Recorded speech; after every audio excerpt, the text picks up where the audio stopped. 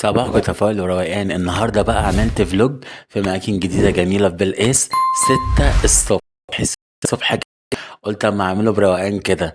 لما تطق حاجه في دماغك اعملها على طول، مادام انت هتبقى سعيد ورايق ومبسوط. ما تنساش اللايك والاشتراك والسبسكرايب، ها انا شايفك اوعى. يلا بينا كده نبتدي بروقان الجوله بتاعتنا كده. لسه بقى يا جماعة كده بمشي قدام بيتنا، لقيت الحمامتين الجمال دولا، واحدة لونها أبيض وواحدة أسمر، فقلت أصورها يعني هي جت عليهم يعني.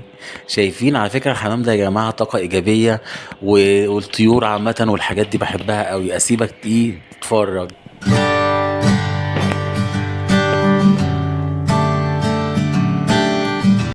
ده بقى يا جماعة جامع الدهيمة بجد بعشقه.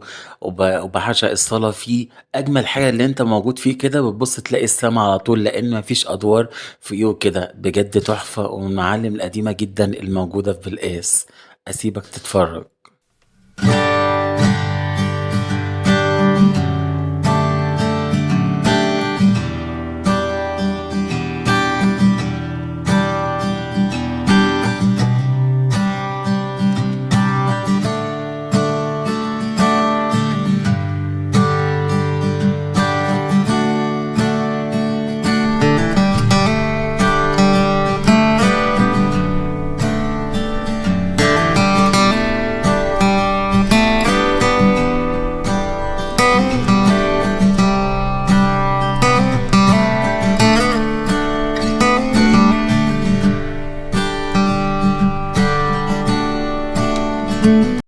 ده هنا بقى يا جماعة ميدان السعادة والخيم الرمضانية الجميلة اللي بتبقى فيه، والناس اللي بتفرش وكده. أضحكوا وأنا عمال بقى أصور وكده، لقيت الراجل جالي قال لي إيه يا أستاذ أنت بتصور الفرش؟ قلت له لا ده أنا بصور نفسي بس الصورة طلعت وحشة. فقال لي طب خلاص بقى تعالى تصور أنت إيه بقى. مع التمر والفستق والحاجات دي. قلت له ماشي. بجد كان راجل ذوق جدا. شايفين الجمال يا جماعة.